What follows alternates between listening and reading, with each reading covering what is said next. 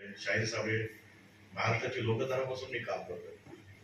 तिथून मग नाटकात आलं, ऑल द बेस्ट आलं. नंतर मग बऱ्याच नाटकात काम करता करता एक सैरेसारखं नाटक आलं जे हिट झालं जास्त, दामोदर पंतच्या नंतर आलेलं नाटक. तिथून मला चित्रपट मिळायला लागले, काम करत राहिलो. यश हे मागून मिळत नाही, मेहनतीने मिळतं. याचा अनुभव प्रत्येकाला जो आज यशस्वी आहे त्याला कळत असेल. आणि मग कुठेतरी आल्यानंतर मग एवढं मोठं नाव आहे, कलामहर्षी सूर्य, चलचित्र सूर्य बापराव पेंटर, केवढं मोठं नाव आहे या कोल्हापूरचे आमचे. एवढं मोठं नाव आहे, एवढ्या मोठ्या नावाचा एखादा पुरस्कार जेव्हा आपल्याला मिळतो तेव्हा रमाकांत सर, तुम्ही छोटे नाही आहेत, तुम्ही खूप मोठे आहेत की तुम्ही एवढ्या मोठ्या माणसाच्या नावाने पुरस्कार. एवढ्या हडपसर सारख्या शहरातून काही मुलं तयार होतात, तिथे आता सगळे निर्माते वगैरे आहेत, आमचे मित्र परिवार आहे, तिथल्या कलाकारांना साथ मिळते, चांगली गोष्ट आहे. आता हा रंगमंच तुम्ही उभारलाय, याचा उपयोग स्थानिक लेवलला जास्तीत जास्त करा.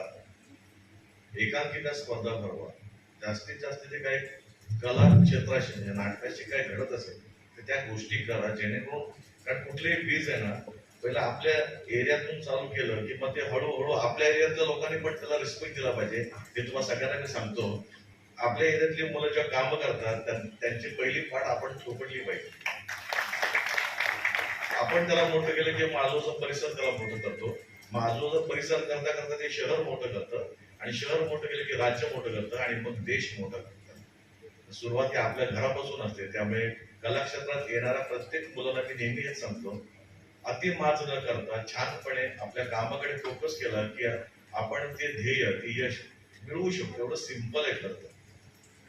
आपल्याकडे एक म्हणी आहे, प्रयत्नांती परमेश्वर. प्रयत्न करा, परमेश्वर तुमच्या सोबत आहे. पण प्रयत्नच करत नाही, बघू मला देईल असेल हरी देईल खाटल्यावर, असं काही नाहीये. तुम्हाला धावायलाच लागते आणि धावून धावून ते यश मिळवावं लागतं. मला खूप बरं वाटतं, म्हणजे इतके पुरस्कार मला मिळाले. माझ्या घरी तुम्ही आलात, तुम्हाला कळलं की खूप ट्रॉफी आहेत माहिती, मोठमोठ्या संस्थांच्या, मोठमोठ्या कॉर्पोरेट कंपन्यांच्या ट्रॉफी आहेत, पण काही अशा मोजक्या ट्रॉफी आहेत ज्यांच्या नावाला वजन आहे. आणि आज मला जेव्हा कळलं की माझा सत्कार होणार आहे, रमाकांत सर माझ्या नाटकाच्या प्रयोगाला ते आले होते, त्यांनी मला सांगितलं की असं असं. त्यांच्याकडून मला वाटलं पण नव्हतं की एवढ्या मोठ्या नावाचा हा पुरस्कार कसं काय करत असेल, पण इथे आल्यावर कळतं की त्यांच्या आवाजात ते जवळ आहे.